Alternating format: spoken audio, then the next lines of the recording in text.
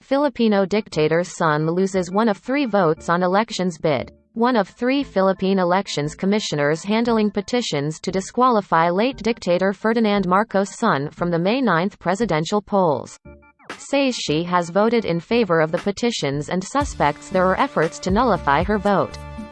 Manila, Philippines. One of 3 Philippine election commissioners handling petitions to disqualify late dictator Ferdinand Marcos' son from the May presidential polls said Thursday that she voted in favor of the petitions and suspected there were efforts to nullify her vote against the leading candidate.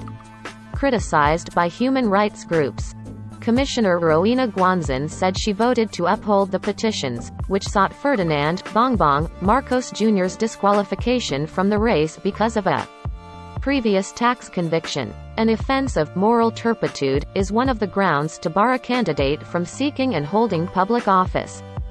2 other commissioners, however, have not disclosed their votes on the petitions. A majority vote is needed to either uphold or reject the petitions, most of which were filed by left-wing and anti-Marcos activists.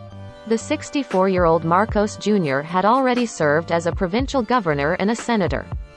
He has been leading in pre-elections polls to succeed President Rodrigo.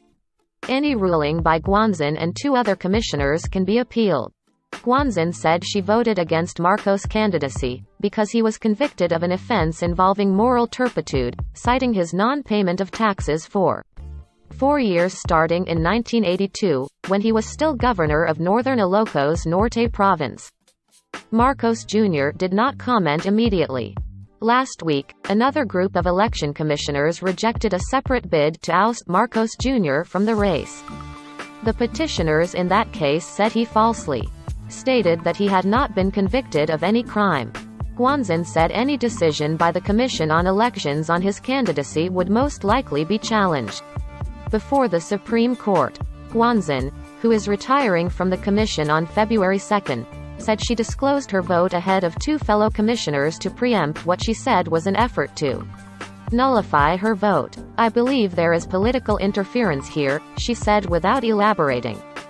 "They think if I retire, my vote will not count, which is not." She tweeted separately without providing details on Thursday. "To whom it may concern, do not influence the commissioners. And do not try to buy me, threaten me, or seduce me." The other major contenders for the presidency include Vice President Leni Robredo, an opposition leader who narrowly defeated Marcos Jr. in the 2016 vice presidential race, Manila Mayor Isko Moreno, Senator Panfilo Lacson and former boxing champion Manny Pacquiao. The elder Marcos placed the Philippines under martial rule in 1972, a year before his term was to expire. He padlocked Congress and newspaper offices, ordered the arrest of political opponents and ruled by decree. He was toppled in an army-backed People Power revolt in 1986. He died in exile in Hawaii 3 years later without admitting any wrongdoing, including accusations that he and his family amassed an estimated $5 billion to $10 billion while he was in power. A Hawaii court found him liable for human rights violations and awarded $2 billion from his estate to compensate more than 9,000 Filipinos who filed a lawsuit against him for torture, incarceration, extrajudicial killings and disappearances. His widow, Imelda Marcos, and her children were allowed to return to the Philippines in 1991.